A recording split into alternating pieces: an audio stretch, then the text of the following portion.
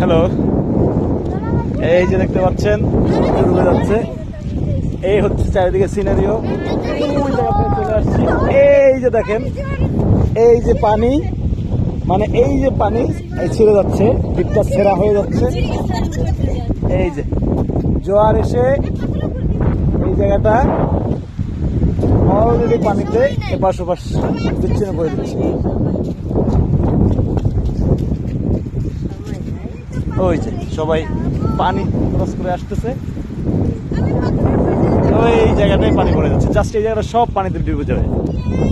ডুবে গিয়ে ওই অংশ এবং এই অংশ ছেড়ে যাবে, বিচ্ছিন্ন হয়ে যাবে।